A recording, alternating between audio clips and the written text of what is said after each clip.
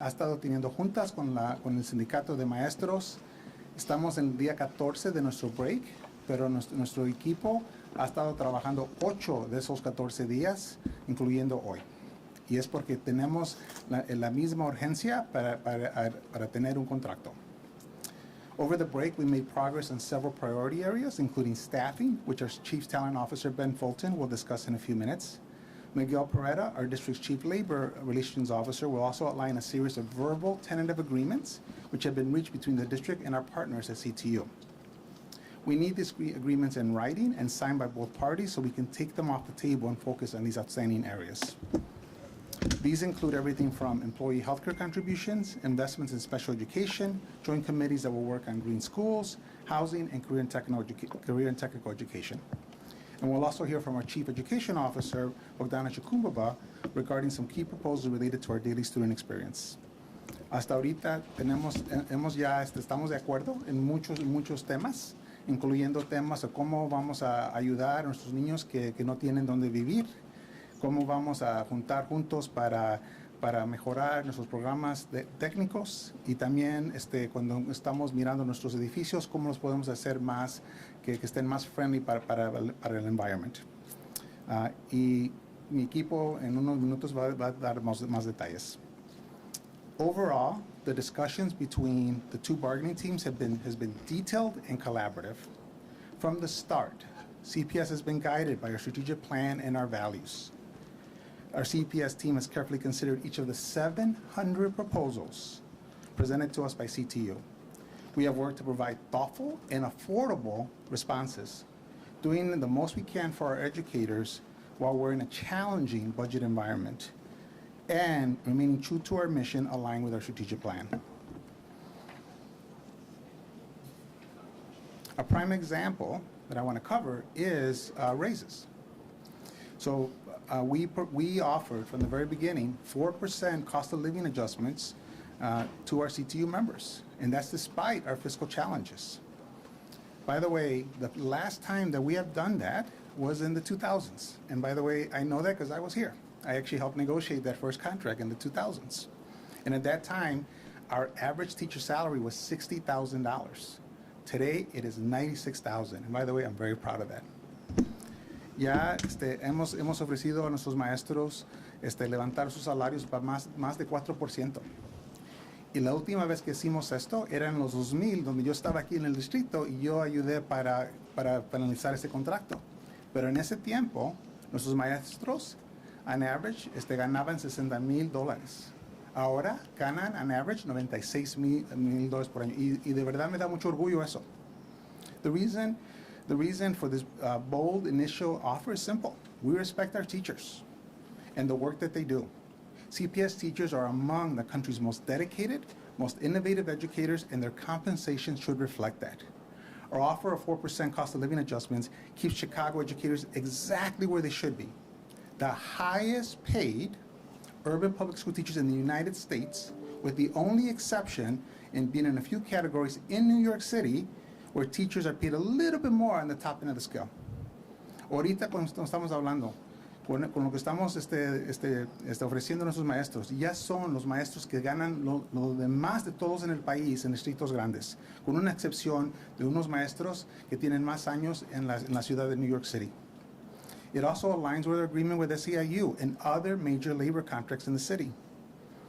It's also the greatest increase we've seen. It's a greater increase than the last contract. In the last contract, we offered 16% over 5 years. In this contract, we're offering 16% over 4 years. I also want to remind everyone, and I know this is really easy to forget, our teachers get additional raises. 70% get what we call step increases, which are additional raises they get for moving up from 1 year to second year, third year. And in fact, the average increase when you factor that in is actually 7.5% for the first year of the contract and up to 32% during the contract's tenure. We're thankful that CTU has made some movement on their initial raises. They first asked for 9% COLAs, not counting steps. Now they're at 6% for the first 2 years and 5% for the following 2 years. But as we move toward a final agreement and we enter a new budget season where the district is has a $500 million structural deficit, and we've been very public about this, we need to maintain our current proposal for the fiscal health of the school system. Me encanta que en este contrato estamos ofreciendo más en este contrato que el contrato que tuvimos. En el contrato que acabamos de acabar, ofrecimos 16% sobre 5 años. En este contrato nuevo es 16% sobre 4 años. Y nos va a ayudar para que nuestros maestros sean y se queden los mejores maestros que están pagados en el país, en distritos grandes. Pero también sabemos que el sindicato ha pedido mucho más.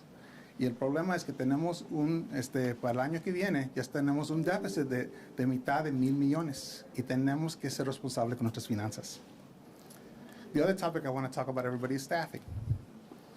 When it comes to staffing, I'm very proud that since 2019, based on need, we added over 7,000 staff to our school, including thousands of teachers, special ed assistants, or SICAs, hundreds of nurses, case managers, restorative justice coordinators, instructional coaches, counselors, and social workers, and more.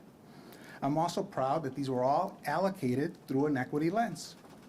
And so I hear a lot of narratives out there, but please, I invite you to go to our schools in our poorest communities. They have the smallest class sizes. They have more people in their buildings than ever before, and many of them with even less children than they had in 2019.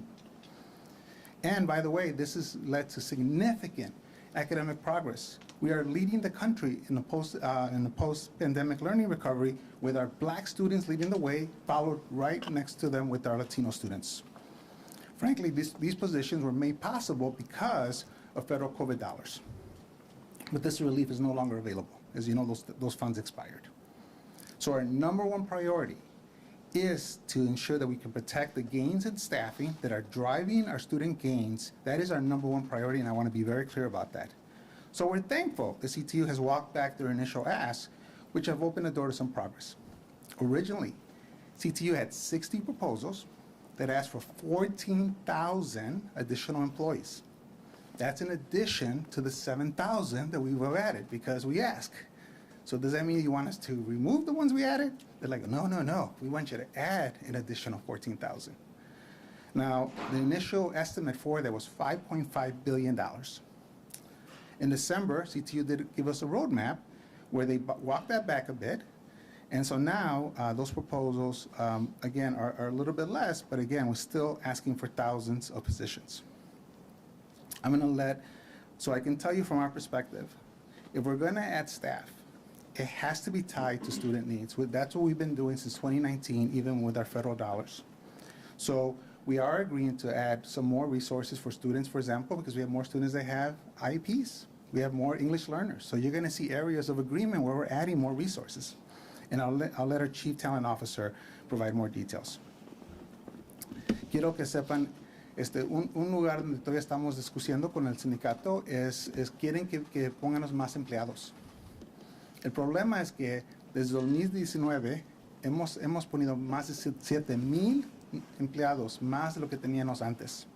Más maestros, más consejeros, y siempre ayudando a las escuelas que tenían más necesidad. El problema es que el sindicato pidió no nomás esos 7,000 que se queden, pero 14,000 más, que va a costar más de 5.5 mil millones. Y no tenemos ese tipo de dinero.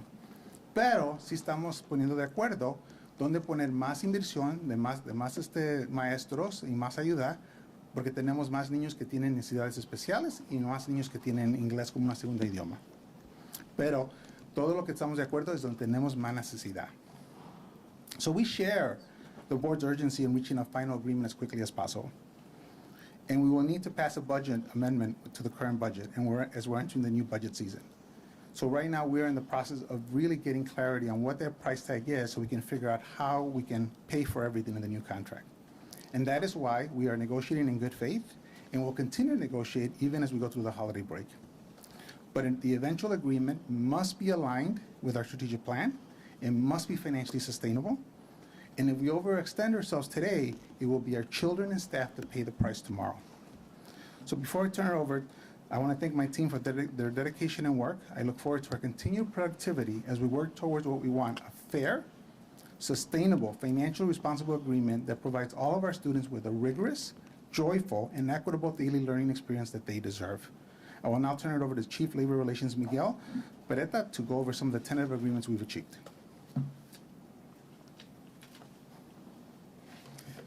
Thank you, CEO Martinez. I'm glad to report that we've been making actually steady progress despite what you've been hearing. We've actually have several number of verbal tentative agreements that we've reached with the CTU or TAs that you've heard in several priority areas. To date, we have met with CTU more than 74 times, including 23 meetings in December alone, 8 of which occurred while the district was closed this month. CTU has identified 82, quote, big ticket must-haves that they identified in their roadmaps. We have provided comprehensive responses to more than 66 of those priorities to date. We have asked our CTU partners to memorialize these tentative agreements in writing as quickly as possible. This will allow both bargaining teams to continue to build trust and to lay the foundation for continued progress. Here are some of the highlights of the tentative agreements that we have reached with our CTU partners. With respect to healthcare, we have committed to no increases in healthcare contributions for employees earning $90,000 or less during the term of the agreement, while at the same time we have expanded benefits to include coverage for dental, vision, abortion care, gender affirming care, and extended paid parental leave and personal illness leave to our paraprofessionals. With respect to sustainable community schools, expanding the Sustainable Community Schools program to include to 70 schools by the end of the agreement. With respect to special education, we have committed to at least 2 release days per school year to work on IEPs, for co-teachers to receive a minimum of at least 2 additional preparation periods per quarter for collaboration. And finally, for special education teachers, will not be required to cover classes when we lack a substitute teacher. With respect to LGBTQIA+, we have committed to a gender support coordinator will be assigned to each network to provide support, and that any dress code adopted by the Board of Education be inclusive of all gender expressions. With respect to housing, we have committed to a joint housing committee to advise the board to align its internal policies and procedures with those of the City Department and sister agencies. With respect to green schools, we are committed to a joint committee to sustain and expand environmentally focused capital improvement efforts district-wide. For career and technical education, a joint committee to collaborate with the unions and industry partners to create additional student pre-apprenticeship opportunities. Again, these are verbal, tentative agreements that we have reached at this point, and we asked our CTU partners to put these in writing as quickly as possible. This will allow both bargaining teams to continue to build trust and not revisit these items at a later point in time. Now, I will turn it over to my colleague, Ben Felton, the Chief Talent Officer, for an update on some of the staffing commitments.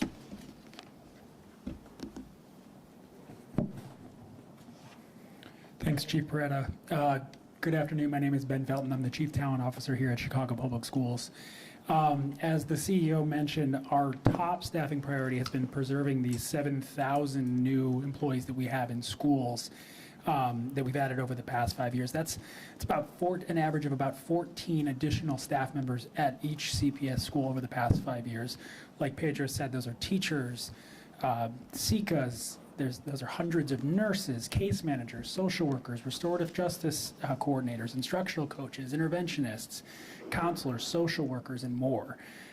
As those of you who cover CPS regularly know, I like to say we have more licensed educators in front of our kids than at any point in recent history. And protecting those investments as we move into a more difficult budget season has been a top priority of the CEOs and of our negotiating team. We know how important these positions have been over the last few years, but preserving these positions has been a real challenge financially, and it will continue to be so in the years ahead.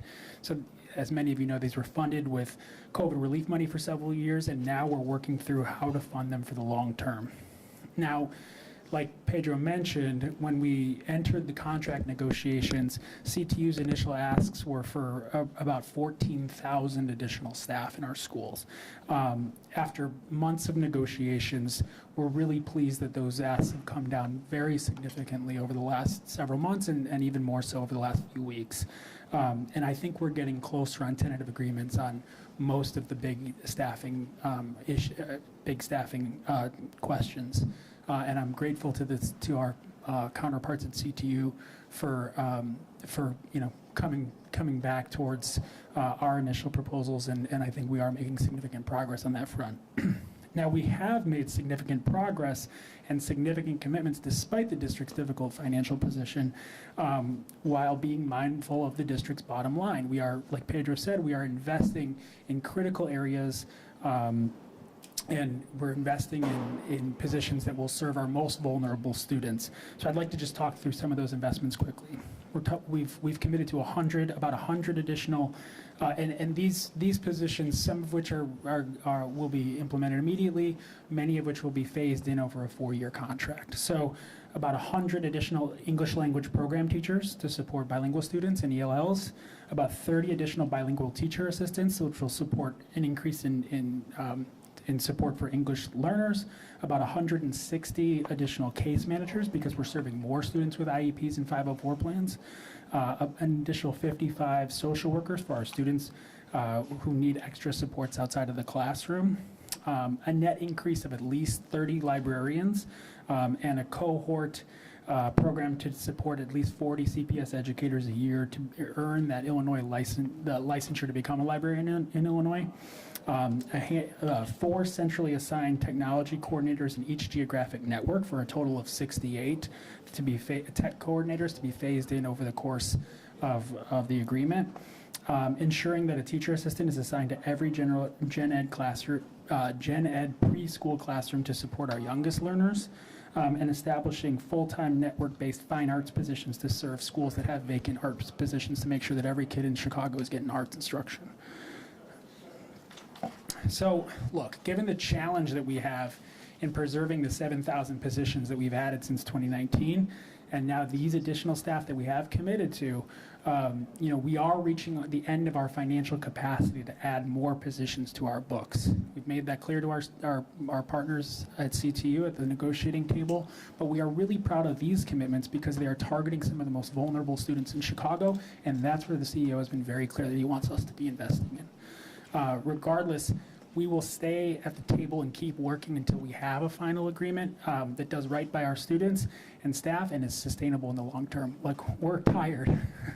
We've been we've been there all break. I think we were there, 6-7 days over the 2 weeks, over the 10 days over the break, with the exception of just some holidays.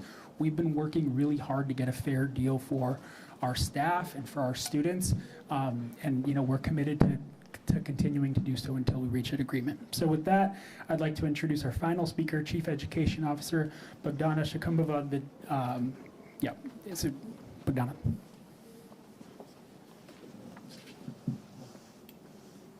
Thank you, Ben, and good evening. While I know that the work is challenging, I'm also encouraged by the progress we have seen in the last month, and I'll say especially even in the last couple of weeks. As a former CPS teacher and principal, I'm particularly proud of how the district's current proposals are aligned with our instructional core vision, with our strategic plan, and also really focused on helping our students build on the impressive gains that they have made in recent years. At the same time, as a Chief Education Officer, I have to underscore the fact that we have a long way to go until all of our students reach their full potential, perform academically on grade level, and also have a joyful and rigorous experience in every single building. There are several areas where we feel very strongly about protecting and preserving the successful academic vision that we have laid out. First, I want to start with instructional time. You probably have heard me talk about instructional time. I use every possible occasion to elevate the importance of it. Simply put, more time in the classrooms often leads to a greater academic gains for students. We saw this during the pandemic, post-pandemic, when investments in strong classroom instruction and supplemental activities, enrichment activities, interventions, led our CPS students to outperform their peers in growth. Maintaining instructional time is also a significant equity issue. More time in the classrooms is essential for students who need assistance getting up to grade level. It is also essential for students to continue to expand their learning and potential through enrichment opportunities. In the initial proposal from CTU, they asked for increasing planning time for elementary school teachers from 60 to 90 minutes daily. Recently, they reduced their request to 80 minutes daily, and also, very important development, they joined us in committing to protect student instructional time. You probably can sense how important this is for me, and I think how important this is for our entire educational system. We are diligently working with CTU to explore opportunities, including what are the financial cost implications, also of the implications on the resources, including preparation, planning, and professional development time, without impacting student instructional time. CPS already proudly leads large school districts across the nation when it comes to time provided to teachers to prepare their lessons. So we understand the value of planning time, but it cannot come at the expense of instructional time, and I am very glad that CTU shares our position. Now I want to go to evaluations. Every student deserves high-quality instruction delivered by an effective teacher. While they are not the be-all, end-all, regular evaluations are important to maintaining teacher effectiveness. We recognize the need to advocate in Springfield for changes in the state law that addresses the needs of our educators. CPS has worked productively with both teachers and school leaders over the years to strengthen our evaluation system. According to research performed by University of Chicago in 2020, the vast majority of teachers and school leaders say that the district's evaluation system has improved instructional practice and also has improved student learning.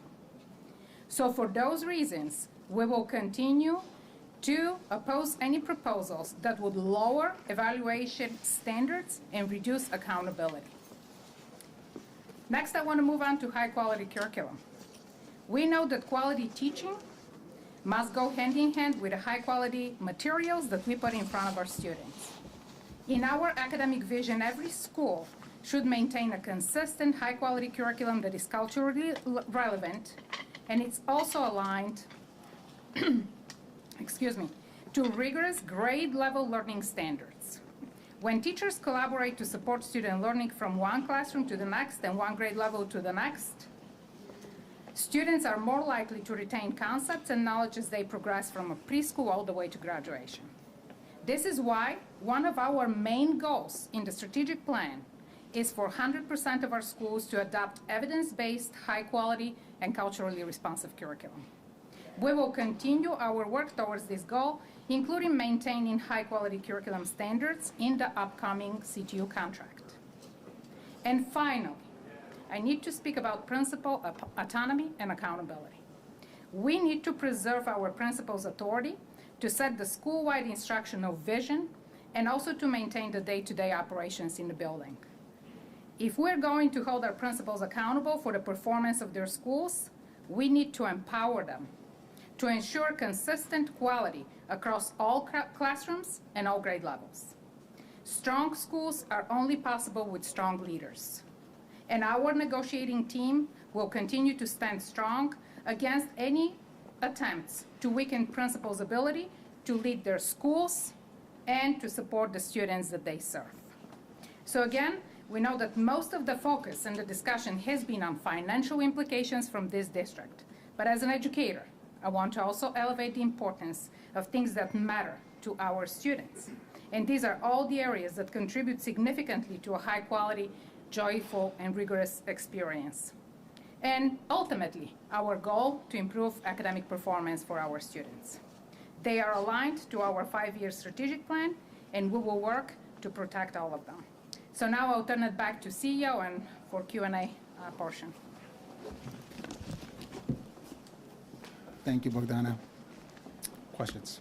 I have two questions. One, the CTU is sort of painting this as though you are the holdup in negotiations, that you slowed negotiations since 2 weeks ago, and I was just wanting you to respond to that. And the second thing is that today they brought up the prospect of using what they said was $1.1 billion in reserves to settle this contract, and I'm wondering if that's an option.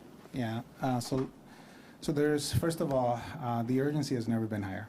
And as you can tell, I mean, the number of meetings, the hours, I know it's been said, well, the CEO's not there. There's no CEO that has ever participated in negotiations, but I can tell you that I debrief with the team every day.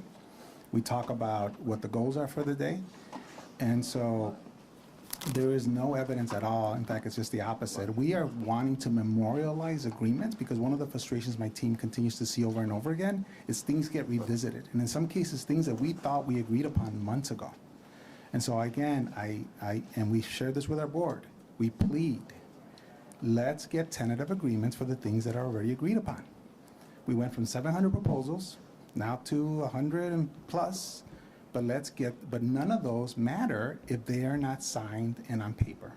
By the way, that is the way every single CTU negotiation process has always been since the day of time. That's the way it works, everybody. In the old days, our team used to carry printers so they could actually print stuff out.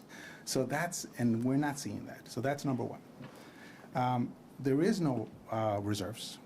Our cash reserves are less than $50 million for an operating budget of well over $7 billion. We borrow for the majority of our payrolls throughout the school year. There is no cash. There is no reserves. And so that has been the challenge that we have had and shared, which is why, again, we will be allies. And I am, again, pleading allies, and we have to be championing for more resources from either state or local. And unfortunately, we're not going to get that opportunity with federal.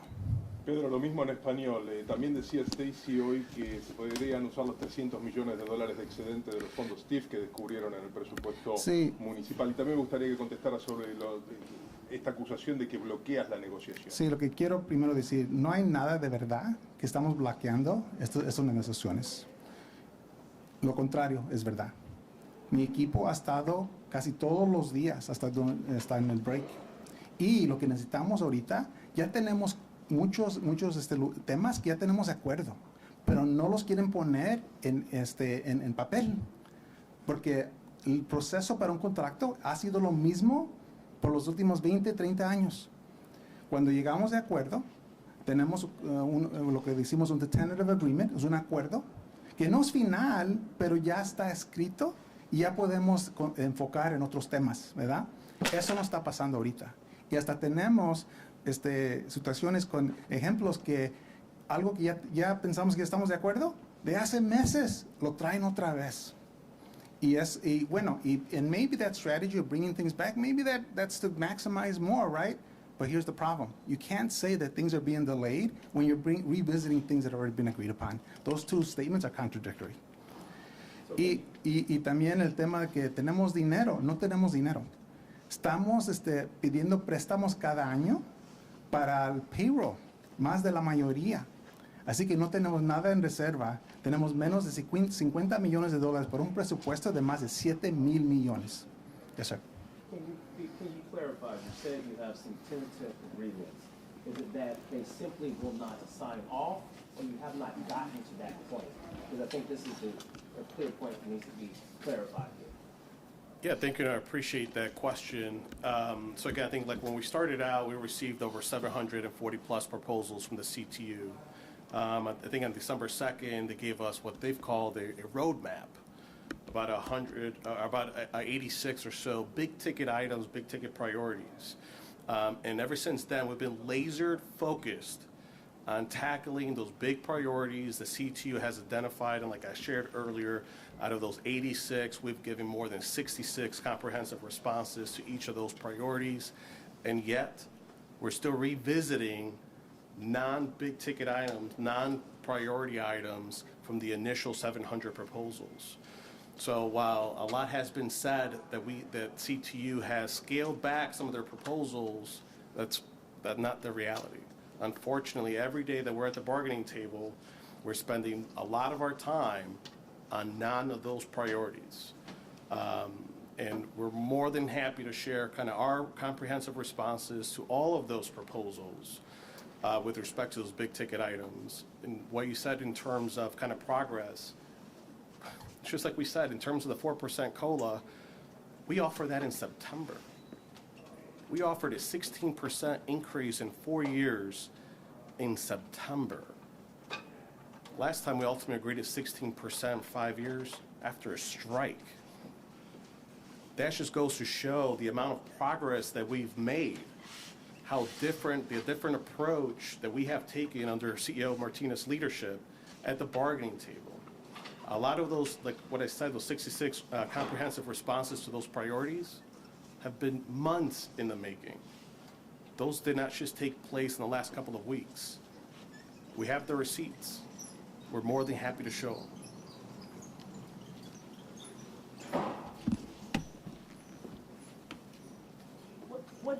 What, if anything, might change when the new board is sworn in January 15th? So to be really clear, I mean, this contract will be approved by the new board.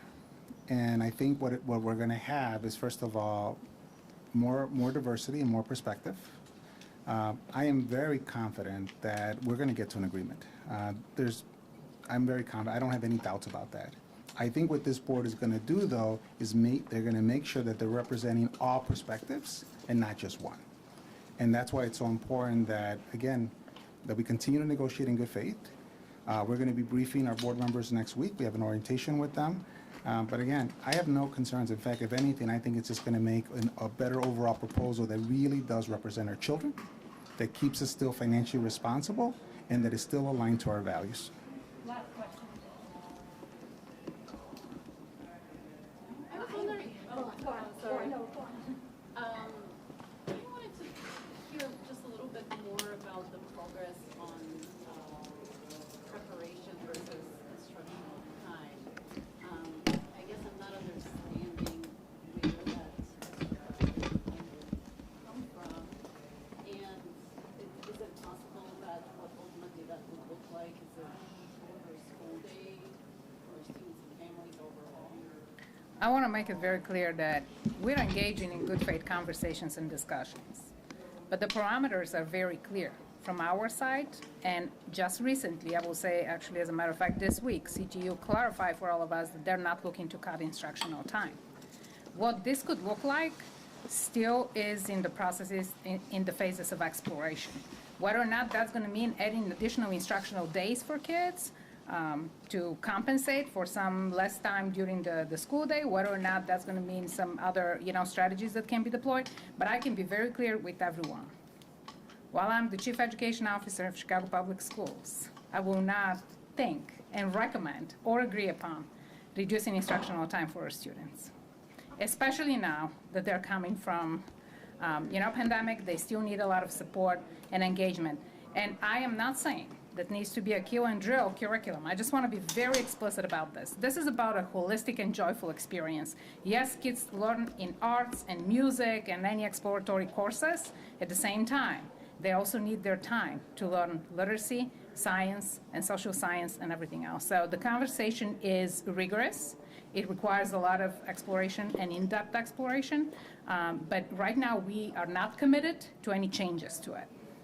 Can I just ask sort of along those lines? Yesterday, the CTU was talking about how the reach evaluation has been, they said that there are studies that show that it's biased against teachers teaching in predominantly Black school. And I'm wondering if you've seen those studies and if you think that there's any modifications to the reach evaluation that need to be made to adjust for some of that bias. Yeah, I will share a few points, and Bennett, feel free to join me on this. So number one, yes, we are aware of the studies. that have come out there at the state level. I just want to make that very clear. The other one is we did have proposals and we did have some recommendations how to address some of this, specifically around evaluations for teachers in high-need communities. Just to be transparent, we added on commitments around increased mentoring and supports for teachers, really helping out to address some of that. Right now we're still discussing, and I brought up Rich earlier, is we are committed to improve the experience of the educators, but expanding teacher evaluation cycles to once in 3 years, or reducing the requirements for teachers to meet certain performance benchmarks doesn't necessarily address that particular issue, and also is something that we believe we need to uphold for the benefit of our students. Thank you, everyone. Any keynotes or launch you've done up on the?